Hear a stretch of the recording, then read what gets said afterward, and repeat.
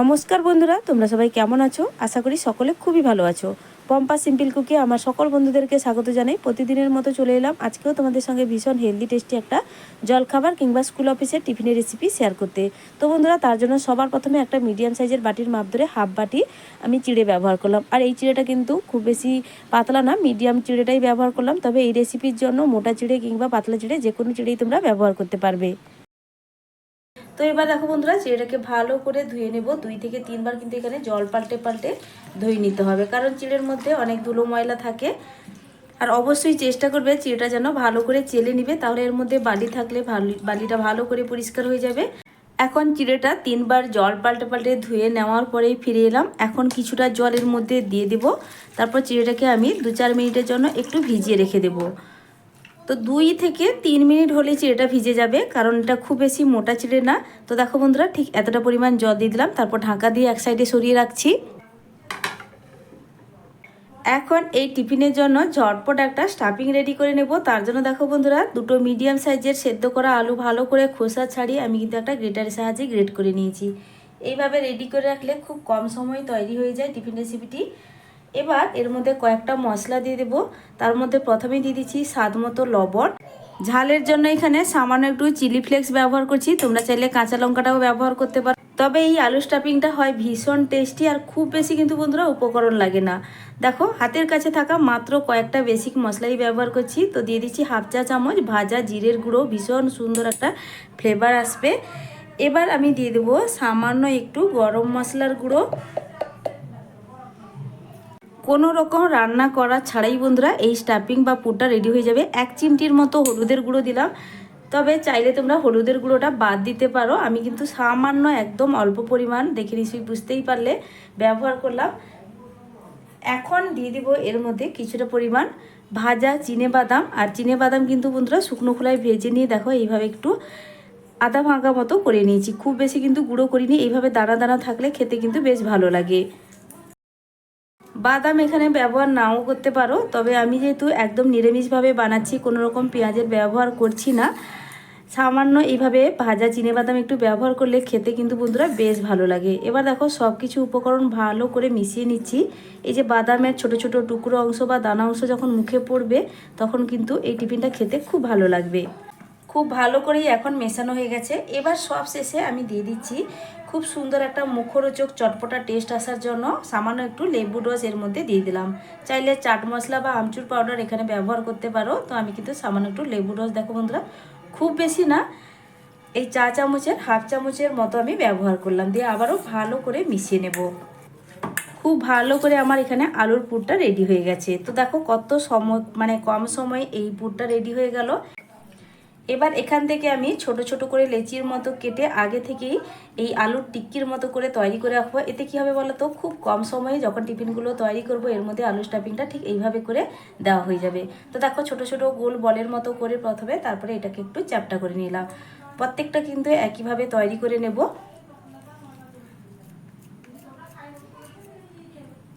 তো ঠিক এইভাবে করেই কিন্তু সবগুলোই রেডি করে নিচ্ছি।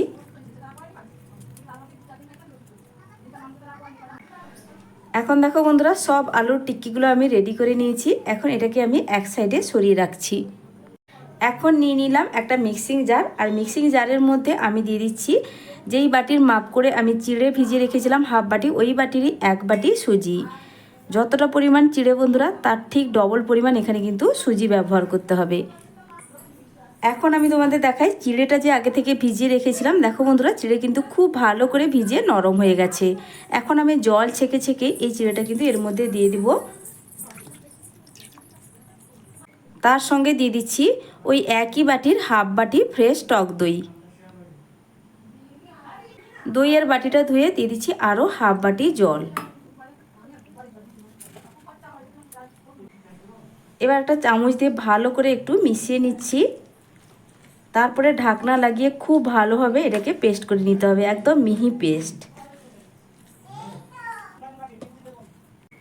খুব ভালোভাবে চিড়ে আর সুজি পেস্ট করে নিয়ে ফিরে এলাম বন্ধুরা। তারপর একটা মিক্সিং বোলের মধ্যে ঢেলে নিচ্ছি। আর এই ব্যাটার কিন্তু খুব বেশি পাতলা হবে না, ঠিক এই ঘনত্বের কিন্তু ব্যাটার তৈরি করতে হবে। আর এখানে বলে রাখি আমি হাফ বাটি টক দই আর হাফ বাটি জল ব্যবহার করেছিলাম। এখানে কিন্তু আরও আমার এখানে 4 টেবিল চামচ মতো জলের ব্যবহার লেগেছে। তবে অবশ্যই তোমরা এটা দেখে বুঝে ব্যবহার করবে, একসঙ্গে বেশি জল দেবে না, ধাপে ধাপে কিন্তু জলের ব্যবহার করবে। তো ভালো করে মিক্সিং জারটা পরিষ্কার করে এর মধ্যে ব্যাটার নিয়ে নিলাম। এবার এই ব্যাটারের মধ্যে দিয়ে দিচ্ছি স্বাদ মতো লবণ। লবণটা দেওয়ার পর খুব ভালো করে মিশিয়ে নেব। ঠিক এইভাবে একটা থকথকে বন্ধুরা ব্যাটার তৈরি করতে হবে। আবারও বলে দিলাম, খুব বেশি জলের ব্যবহার করতে যাবে না, তাহলে কী হবে বলো তো, এই রেসিপিটা পারফেক্ট হবে না, সমস্যায় পড়তে হবে ব্যাটার যদি পাতলা হয়ে যায়। তো লবণ দেওয়ার পর ভালো করে একটু মিশিয়ে নিচ্ছি।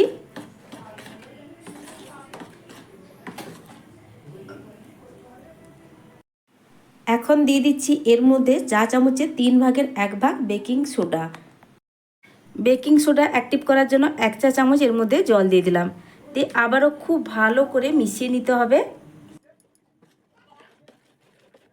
বেকিং সোডা কিংবা ইনো পাউডার অবশ্যই এই রেসিপির মধ্যে সামান্য একটু হলেও ব্যবহার করবে, তাহলে কি হবে, অনেকটাই নরম তুলতুলে আর স্পঞ্জি হবে এই টিফিন রেসিপিটি।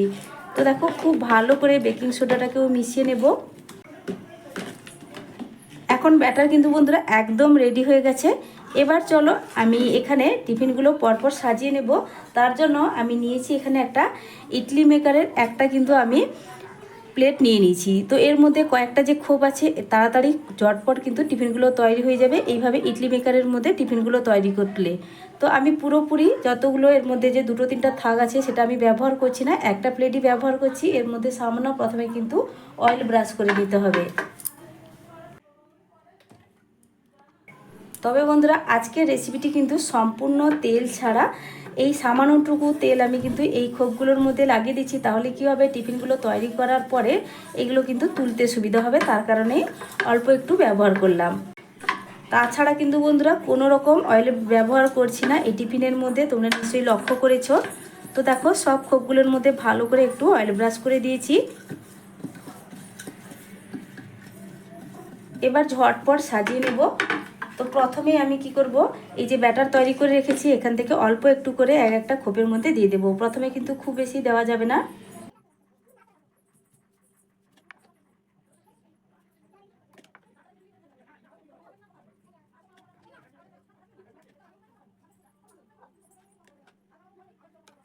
তারপর এখানে যে আলুর টিক্কি আগে থেকে রেডি করে রেখেছিলাম, একটা টিক্কি দেখো ঠিক এইভাবে মাছ বরাবর দিয়ে হালকা হাতে একটু চাপ দিচ্ছি, খুব বেশি কিন্তু চাপ দেওয়ার দরকার নেই। এইভাবে কিন্তু একটা করে রেখে দিচ্ছি।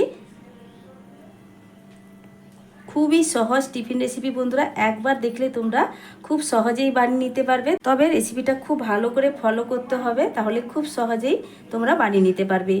আমার চ্যানেলে নতুন বন্ধু পুরনো বন্ধু সবাইকে স্বাগত। তোমাদের জন্য অনেকটা ভালোবাসা বন্ধুরা, তোমরাও আমাকে ভালোবাসা দিয়ে পাশে থেকো। আর রেসিপিটা সম্পূর্ণ দেখার পর অবশ্যই তোমাদের একটা মূল্যবান মতামত জানাবে, রেসিপিটা তোমাদের ঠিক কেমন লাগলো, আর একটা লাইক করে দেবে। এবার দেখো একটা করে আলুর টিক্কি এইভাবে রেখে দেওয়ার পর এইভাবে উপর থেকে আবারও সামান্য একটু করে ব্যাটার দিয়ে দিচ্ছি, যাতে এই আলুর টিক্কিটা পুরো উপর থেকে ঢাকা হয়ে যায়, কোনো রকম আলুর টিক্কির যেন উপর থেকে দেখা না যায়।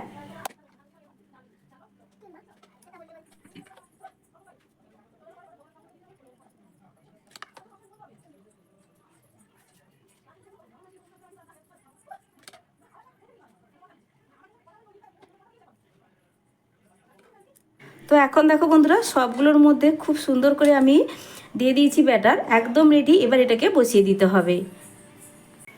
এখন দেখো আমি আগে থেকে কড়াইতে কিছুটা পরিমাণ জল বসিয়ে দিয়েছিলাম, জলটা এখন ফুটে উঠেছে। এবার ফুটন্ত জলের উপরে একটা স্ট্যান্ড রেখে দিয়েছি, তার উপরে দেখো যেই আমি টিফিনগুলো সাজিয়ে নিয়েছি যেই প্লেটার মধ্যে, এবার সেটা বসিয়ে দিলাম। তারপর ওপর থেকে ঢাকা দিয়ে দেবো আর টিফিনটাকে ভাপে হতে দেবো 10 মিনিট। তো বন্ধুরা 10 মিনিটের পর ফিরে আসছি। তো বন্ধুরা এখন আমি 7 থেকে 8 মিনিটের পর কিন্তু ঢাকনাটা সরিয়ে নিচ্ছি। আমি কিন্তু 10 মিনিট পর্যন্ত অপেক্ষা করলাম না।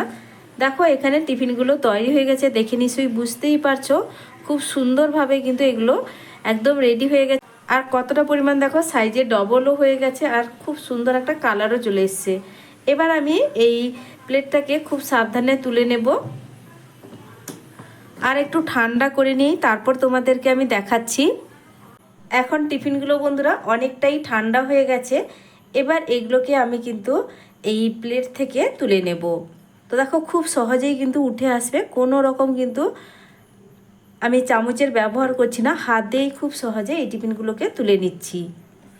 যেহেতু ঠান্ডা হয়ে গেছে তুলতে কিন্তু কোনো রকম অসুবিধা হচ্ছে না।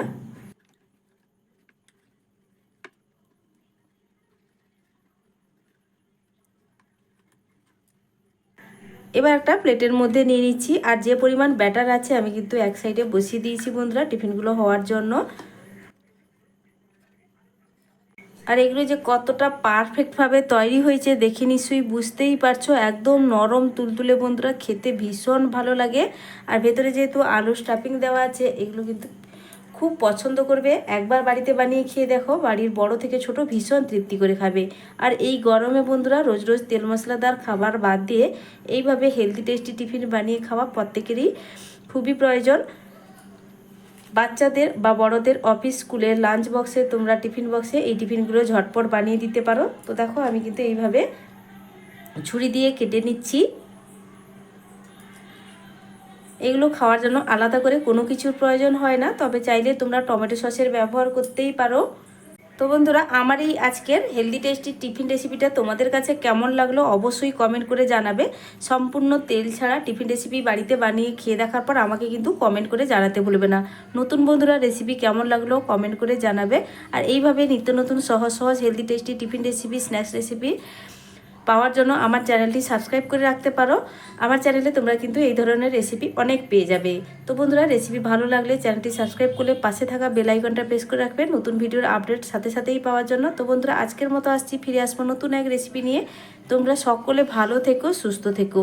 এতক্ষণ পর্যন্ত আমার রেসিপিটি ধৈর্য সহকারে দেখার জন্য অসংখ্য অসংখ্য ধন্যবাদ আমার সকল বন্ধুদেরকে।